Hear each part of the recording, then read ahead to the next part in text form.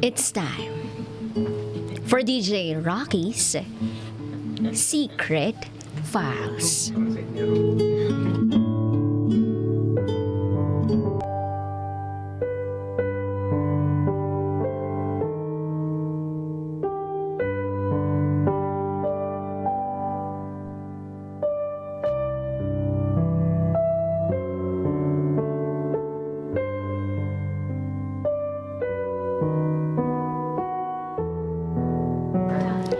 Nakabuntis ng babae ang mister ko sa ibang bansa.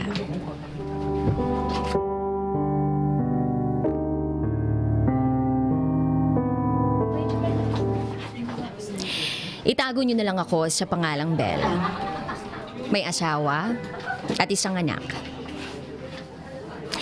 Sa tinagal-tagal ng pakikinig ko sa programa mo, ngayon ko lang nagawang isulat ito. Ito ang aking secret file. Schoolmate kami dati ng asawa ko. Mas matanda siya sa akin ng 1 taon. Naging kami after graduation nung college. And then, nagkaroon kami ng chance na magkausap through Facebook noong graduate na siya. At habang nagtatrabaho na siya.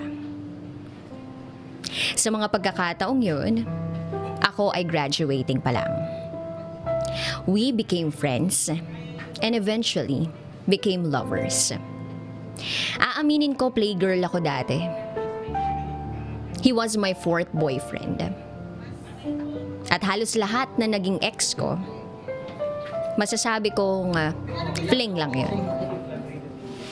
And then, eto na nga, nakapangasawa na ako.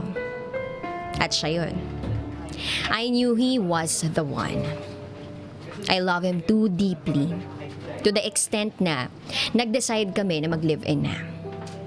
It happened a year after I graduated. Nakahanap din naman ako ng work. So, we live as if we were husband and wife. Nagplano na kami ng future together. Sobrang saya, wala na akong mahihiling pa. Year 2014, we decided na magpakasal na kasi mag-a-abroad siya. Ang plano namin, magpakasal na para madali akong makasunod sa kanya. Maybe after 6 months, susunod na ako sa kanya. That was our plan. But then, nabuntis ako. So yung plan namin ay na-postpone. And we agreed na after a year na lang ako susunod kapag nakapanganak na ako. And then, okay na. Kahit ako mag-isa, kahit nalulungkot ako at naghahanap ng kalinga ng asawa ko, tiniis ko. We need to sacrifice. Kahit LDR kami, we managed to survive our relationship. He always make me feel loved. Nag-aaway din minsan, kasi ang dali ko magtampo. Humahanap ako ng atensyon. Siguro dahil pregnancy hormones, kaya nagiging sensitive din ako. Gusto ko, lagi ko siyang kausap. Sobrang okay nung relasyon namin until makapanganak ako. But then, 1 week after I gave birth, nagbago siya. He became cold. Hindi na kami nag-uusap. Hindi na siya nakaka-chat right after his work. Pagtatawagan ko siya, naka-off yung phone niya. Tapos, kapag nakauwi na siya sa flat niya, tsaka lang siya magme-message at sasabihin niyang mag-OT daw siya. Tapos, lobat yung phone niya. Pero makikita ko, hawak naman niya at hindi naka-charge kapag nagvi-video call kami. Then after a week, he ended our relationship. Yung parang gusto ko nang sumuko. Pero dapat lumaban ako. Parang gumuho yung mundo ko. Yung pangarap na sabay naming binuo, nawasak. Para akong mababaliw sa sobrang sakit. Tinanong ko siya kung bakit. Anong problema? Sabihin mo nagbibiro ka lang. Hindi mo magagawa sa akin yan. Nangako ka, di ba? Nangako tayo, paano na yung anak natin? Paano na tayo? Paano na ako? Hanggang sa tuloy-tuloy ang pag-agos ng luha ko. Ang sabi niya, napagod na daw siya sa kakaaway ko. Napakaselosa ko daw. Demanding. Napapagod na daw siya sa akin. At ang pinakamasakit, hindi na daw niya ako mahal. Paano nangyari yun? 2 weeks ago, nung nanganak ako, alam ko mahal niya pa rin ako. Tumawag pa siya at sinabi niyang mahal na mahal niya ako. In 2 weeks, mawawala ba agad yun?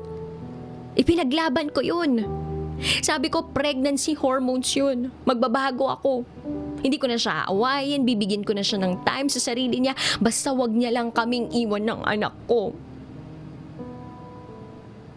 Hindi naman daw niya iiwan yung anak namin. Mahal na mahal daw niya ito. Pero yung sa amin daw, wala na. So yun, tinapos niyang lahat. Itinapon niya na lang basta ang mga pangarap namin at ang pamilyang binuo namin with just petty excuses. Hindi ko alam kung ilang buwan akong umiiyak tuwing gabi. Hindi ko din alam kung ilang beses ako nagmamakaawa sa kanya. Iniisip kong magpakamatay na lang pero naisip ko paano yung anak ko. Hindi ko siya kayang iwan. Kaya nagpakatatag ako. Hindi ako sumuko. Tinatagan ko ang loob ko para sa anak ko. Pinapakita ko sa lahat na ayos lang ako. Kahit deep inside, tuwing gabi, umiiyak pa din ako. After a few months, medyo okay na ako. Sa tulong na din ng pamilya at mga kaibigan ko. Kinaya ko na wag muna siyang kausapin at mag-focus na sa anak namin. Year 2016, scheduled vacation niya dito sa Pilipinas. Kahit papaano excited ako. Siyempre magkikita na kami after more than a year. Kahit ganun yung ginawa niya sa akin. Sa panahong yun, umaasa at naniniwala ako na kaya lang siya nakipaghiwalay ay dahil magkalayo kami. Na hindi niya talaga ginusto yun. Patutunayan ko na mahal ko pa din siya. At mararamdaman niya yung pagmamahal kong yun. At papatunayan ko din na mahal pa din niya ako. Doon ako umuwi sa kanila nung andito siya. Nagkakasama kami. Naging okay na kami na parang walang nangyari pero isang araw, hiniram ko yung external hard drive niya. Dinala ko sa office kasi may mga naka-download siya doon na movie. Ikakopy ko lang. Tapos bigla siyang nag-message kung nasa akin daw ba yung external drive niya. Sabi ko oo. Bigla siyang nagalit. Bakit ko daw dinala? Tinanong niya kung nabuksan ko na daw. Sabi ko hindi pa. At binalaan niya ako na wag ko daw bubuksan yung external drive niya. Doon ako na-curious. Dali-dali kong in-install at binrowse ang laman. Nagpunta ako sa pictures. At doon na ako napamura. Put talaga. Pictures niya kasama ang babae. Mga trips nila kung saan-saang lugar. Sweet photos, naka-holding hands, magkaakbay, magkayakap, at magkahalikan pa. Para akong mahihimatay sa office. Nagpunta ako sa CR. Sobrang sikip ng dibdib ko. Parang sasabog. Hindi ko may paliwanag yung nararamdaman ko. Chinat ko yung babae. Itago natin sa pangalang Karen. Alam ko yung Facebook niya kasi pinaghinalaan ko na siya dati. Sinabi ko sa kanya na alam ko na lahat. Nagsorry siya. Hindi daw niya gustong makasira ng pamilya. Hindi daw niya alam na may asawa na yung asawa ko. Sinubukan daw niyang makipaghiwalay pero ayaw daw nung asawa ko. Nagmamakaawa daw sa kanya. Nalaman lang daw niya na may asawa nung 4 months na sila. And that was the month kung kailan nakipaghiwalay sa akin ang asawa ko. Meaning, nung buntis pa ako, niloloko na niya ako. Madami pa siyang sinabi na kung ano-ano pero wala akong pakialam. Iniisip ko na kung paano ko siya sisirain tulad ng pagsira niya sa pamilya ko. Nag-undertime ako para makauwi. Naabutan ko siya nasa kwarto, nilalaro yung anak namin. Kinuha ko yung anak namin, binigay ko sa biyanan ko. Tapos, inihagis ko sa mister ko yung external. Kaya pala siya nakipaghiwalay ay dahil may iba na siya.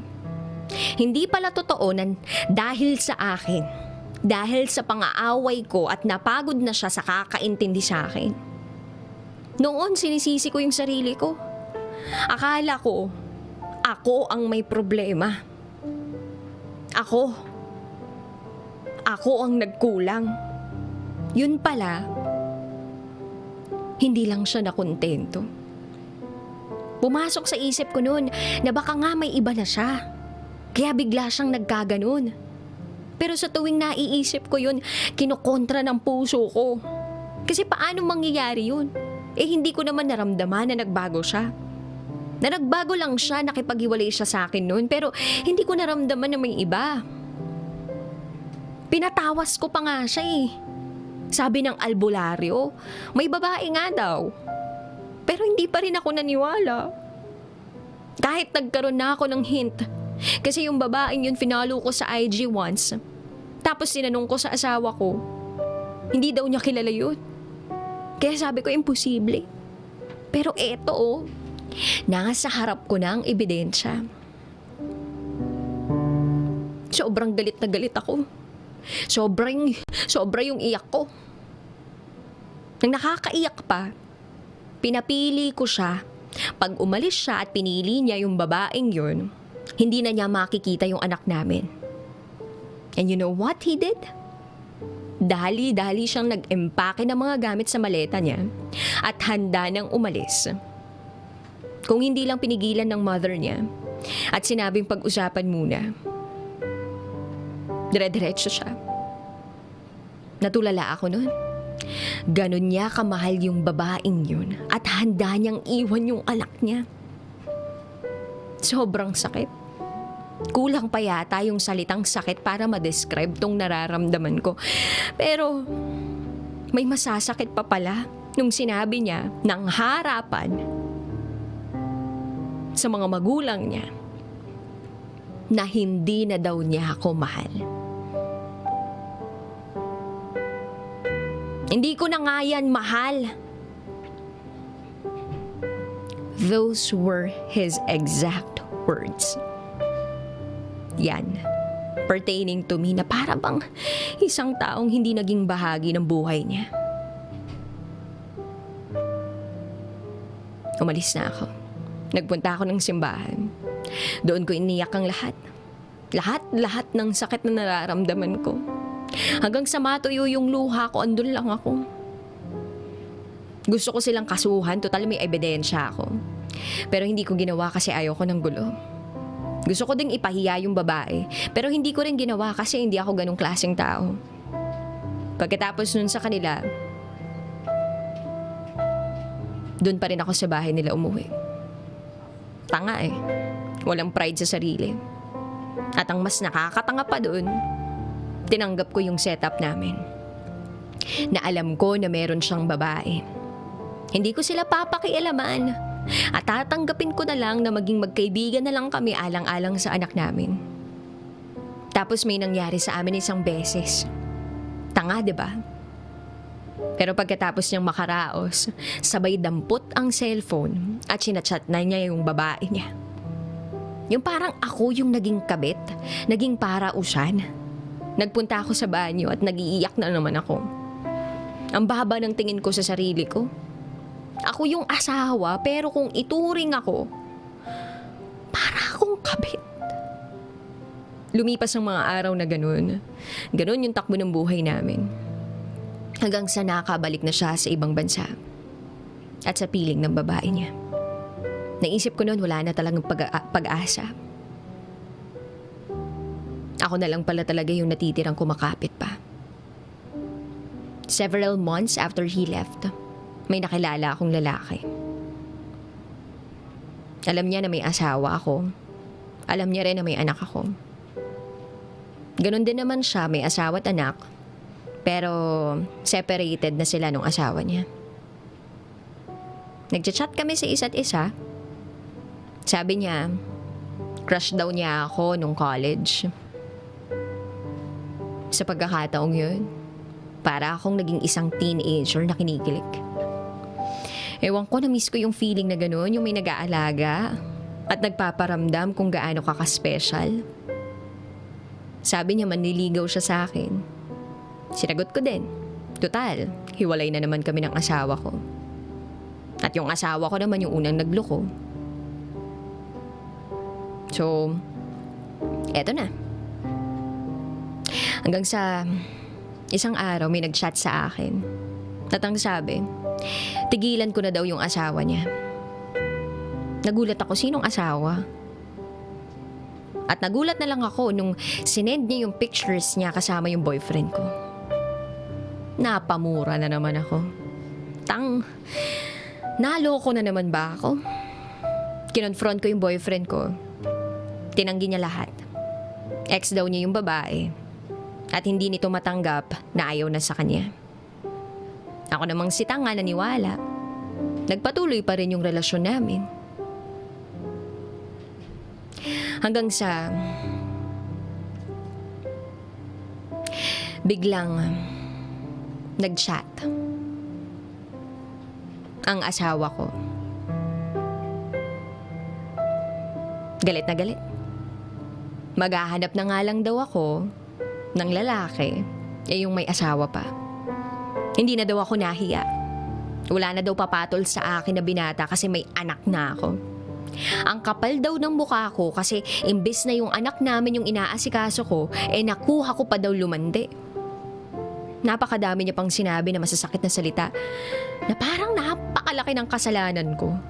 Siya naman tong unang nagloko at nang iwan. Kaya wala siyang karapatang pagsalitaan ako ng kung ano-ano. Pero sa huli, naghiwalay pa rin kami ng boyfriend ko. Kasi cheater pala talaga siya. Actually, kaya lang naman din ako pumayag na maging kami dahil namimiss ko lang talaga yung pakiramdam na may nagmamahal. Tsaka meron kaming things in common. Lumipas ang mga buwan at uuwi na naman ang asawa ko. Year 2017. This time, hindi na ako marupok. Alam ko na hindi na kami magkakabalikan at tanggap ko na yun. We remained friends. Lumalabas kaming tatlo, siya pati ang anak namin, like a normal family. Sila pa din ng babae niyang si Karen. Ang usapan namin habang andito siya, nakafocus siya sa anak namin. Total, 1 buwan lang naman siya dito. Kaya lang, biglang umuwi yung babae niya sa Pilipinas. Kaya nahati yung atensyon niya sa anak ko at sa babae niya.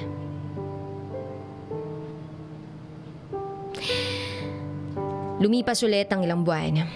May mga sumubok ulit na mandigaw sa akin. May mga asawa, merong mga binata. Pero parang nagkaroon na ako ng trust issues. Iniisip ko na lahat ng magiging malapit sa akin ay sasaktan din ako. So I guarded my heart. Nalaman ko na naghiwalay na sila ng asawa ko. Si Karen, siya kayong asawa ko. Hindi ko na alam ang dahilan kung bakit. Paano ko nalaman? Sinabi ng asawa ko. Alam kong nagsasabi siya ng totoo kasi napapadalas yung chat niya sa akin. Tapos biglang hindi na naman kami magkakausap. Ang naiisip ko, baka may bagong babae na naman siya. At hindi nga ako nagkamali. Year 2018. Nakaschedule na uli yung uwi niya. Pero ilang weeks lang, para bang merong kakaiba. Hindi siya nagme-message sa family niya. Hindi rin siya tumatawag. Tapos biglang nag-chat siya sa akin at sinabing, "Let's process our annulment. Nakabuntis ako dito. Magkakaanak na ako dito." Napamura na naman ako. Akala ko wala na yung sakit. Akala ko after 3 years okay na ako. Kasi ang tagal na nun, diba? Pero ang sakit pa rin pala. Nakabuntis ng babae yung asawa ko sa ibang bansa. Nung nabasa ko yun, nanlamig ang buong katawan ko. Hindi ko na naman maipaliwanag yung nararamdaman ko. Biglang bumalik lahat-lahat ng sakit na parang kahapon lang nangyari. May mas isasakit pa pala yung pangluloko at pang-iwan niya sa akin dati. Magkakaanak na siya sa ibang babae at gusto niyang panagutan yun. Bagay na hindi niya nagawa sa akin. Nung umuwi na siya dito, nag-usap kami. Nagmakaawa siya na tulungan ko siyang i-process yung annulment. Siya daw ang gagastos. Humingi siya ng tawad for the very first time. Hindi ko narinig sa kanya yung pagpapatawad na yun. Sana daw tama yung naging desisyon niya. Ang nakakatawa lang, itong babaeng nabuntis niya, let's call her Kelly. 2 months pa lang sila sa relasyon nila. Tapos nabuntis niya na. Sinubukan kong i-chat si Kelly. Tapos ang sabi nito sa akin, hindi daw nito alam na may asawa, yung mister ko. Nakakainis, hindi marunong mag-search at hindi inaalam yung background ng isang lalaki bago magpaloko, bumukaka. Wala daw siyang alam, biktima lang din daw siya ng asawa ko. Hanggang sa pinabayaan ko na lang. Natapos yung bakasyon niya, na inaasikaso namin yung annulment.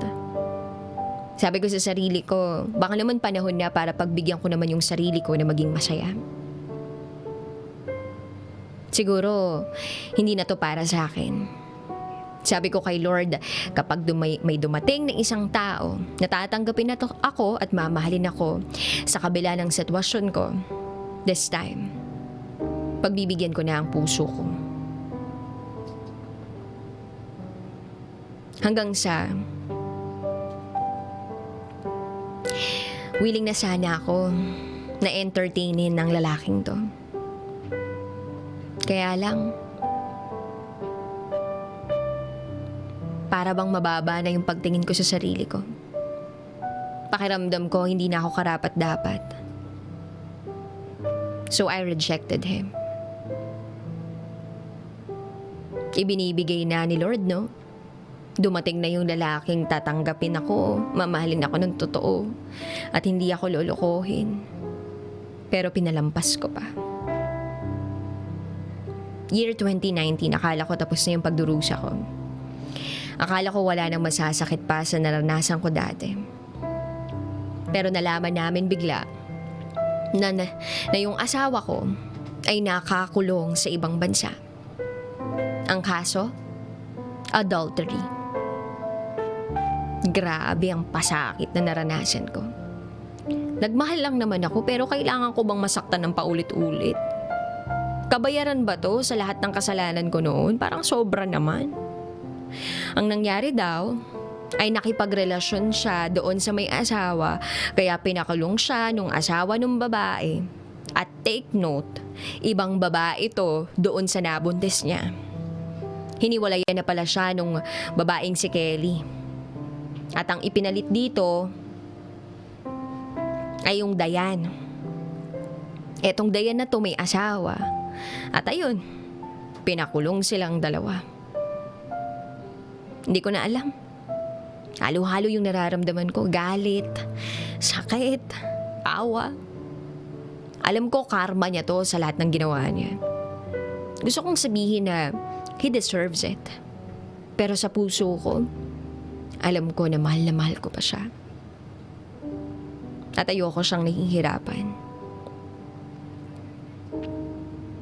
3 months. 3 months siyang makukulong. And then after that, deportation. Sa ngayon, nakauwi na siya ng bansa. At humihingi siya ng tawad sa akin.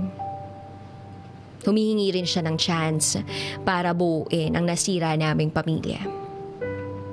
Hindi ko alam ang gagawin at sasabihin ko. I don't think handa na ako after all the heartaches. Yung pagdurusa ko that I endured for the past 4 years. Yung relationship ba namin deserves a second chance? Is he worthy of forgiveness? Tama nga ba na ayusin namin for the sake of our child? Oo, alam kong mahal ko pa siya. Pero tama pa ba?